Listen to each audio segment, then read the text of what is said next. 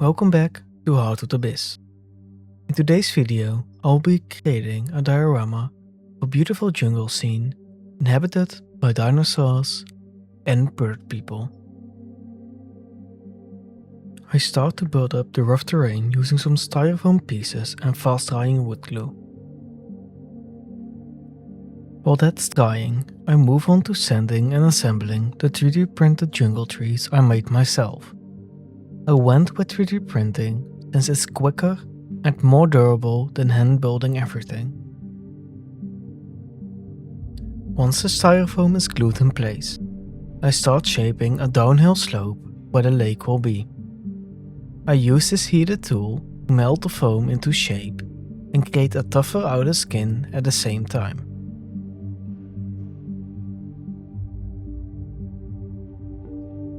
I sand down the melted areas to smooth everything out and remove any loose or sticking out bits. With the base shape finished, I start planning the placement of the 4 trees. Once I'm happy with their position, I cover the base with homemade sculptor mold made from shredded paper, plaster, wood glue and water. I apply it in a thick layer to give the diorama a sturdy shell, pressing the trees into the surface and anchoring them further with extra sculptor mold around the roots. I then let everything dry for at least 12 hours so it can fully harden. After letting everything cure overnight, it's time to move on to the next stage. I sprayed the entire diorama with a black primer outside. With that done, the ground needs a bit more texture. So I cover the surface with PVA glue and sprinkle over some fine sifted playground sand. This creates the first layer of the ground texture. While the ground layer is drying, I move on to creating the base for the tree foliage. For this I use some reindeer moss, fully submerging it in a 2-to-1 mix of wood glue and water. I then squeeze out most of the excess glue and place it onto a baking paper sheet, shaping it into loose organic forms. These are left to dry for about 3 days until they're completely hard. I then move on to building one of the tribal huts as a treehouse platform built around the tree overlooking the lake. I begin by carefully drilling several holes into the trunk to create the first anchor points of the platform. I cut cactus sticks to size and glue them into these holes, forming the main support to make the structure more solid. I add smaller pieces of cocktail sticks between each support, which helps lock everything together. Once those are secured, I move on to creating the floor of the platform. I once again use cocktail sticks here, placing them one by one to build up the surface. I end up using a lot of cocktail sticks for each hut, but it gives them a more natural look.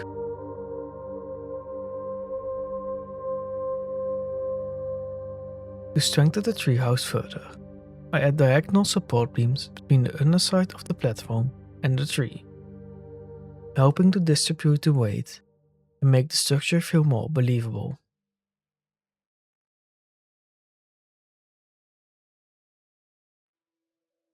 Once the platform is complete, I begin adding the main structure beams of the hut, forming the basic frame of the build.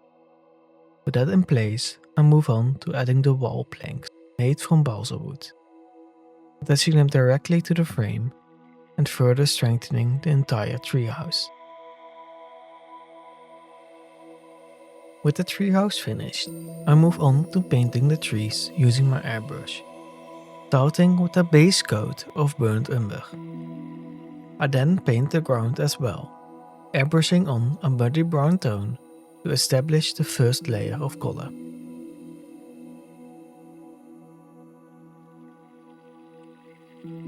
Once the painting is done, I move on to creating 2 more huts. I start by drilling holes into the ground layer and gluing in the first supportive beams for the platforms. From there, I build up the platforms themselves and the huts on top. Once again, I use cocktail sticks for most of the structure. Now it's time to add more texture to the ground. I use foliage muddy ground texture and apply it to the area where the lake will be, as well as some few random spots across the jungle floor. I then add larger plaster rocks, some sticks, and a lot of small stones to the lake bed to build up natural detail.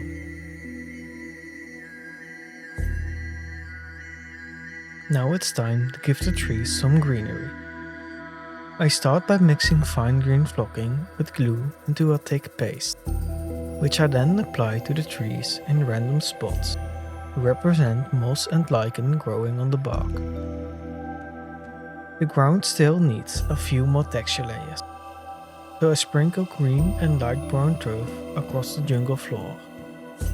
Between the huts, I add some more sand instead, creating a rough bed where plants don't really grow. Back to the trees. I add vines made from rope coated in a mix of glue, fine turf, and brown and green paint for natural color variation, and hang them from the branches in different ways.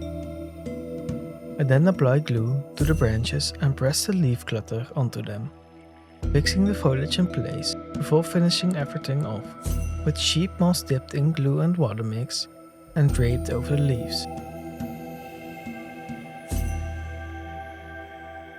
Now it's time to add the ground foliage. I start by gluing in some long grass tuft, followed by flower tuft in few different colors. I also scatter small paper ferns across the diorama. We blend everything together and cover the ground with a fine grass flocking. Once that's dry, I add a watered down dark brown wash to random areas of the ground. For the larger plants, I use plastic foliage sprayed with a layer of matte varnish to remove the shine, followed by a few quick washes for extra detail. Finally, I place them throughout the scene, focusing on creating natural and believable plant growth.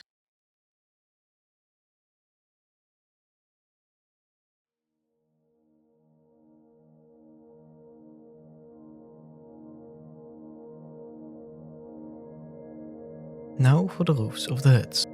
I use long grass from Woodland Scenics, cutting it to shape and layering it on some baking paper. I then seal the top with a coat of watered down PVA glue. Once dry, I glue the roof pieces onto the huts using some super glue. I then move on to painting some smaller models that will sit in the lake. I use Vallejo Express paint for a quick base coat before adding extra details with regular paint. For the Birdfolk, I base the color schemes on real-life birds. Once everything is fully painted, it's time to add them to the scene. I glue the Birdfolk onto the rock around the lake. And for the fish, I attach a small acrylic rod to the underside using UV resin before placing them in the water and securing them with more UV resin. Now for the scary part, pouring the resin. I start by building a dam using plastic sheets and hot glue to hold everything in place.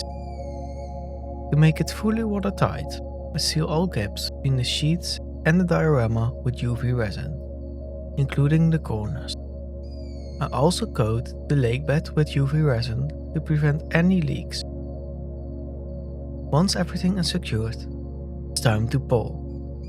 I use a deep pour resin with a small drop of moss green ink mixed in. Always a bit nerve-wracking, but thankfully this time it didn't leak. I also add some fine green flocking to the wet resin to mimic algae growth. Now it's time to paint the rest of the models. This includes several Birdfolk, 2 large dinosaurs, a Parasaurolophus and a Stegosaurus, both settled by the Birdfolk and used to haul fish and larger materials, as well as some smaller dinosaurs flying around and sitting on the ground. Since there are quite a few models left, I give them a quicker paint job this time. Once everything is finished, I place the models into the scene and paint the rim of the diorama in solid black to frame the piece.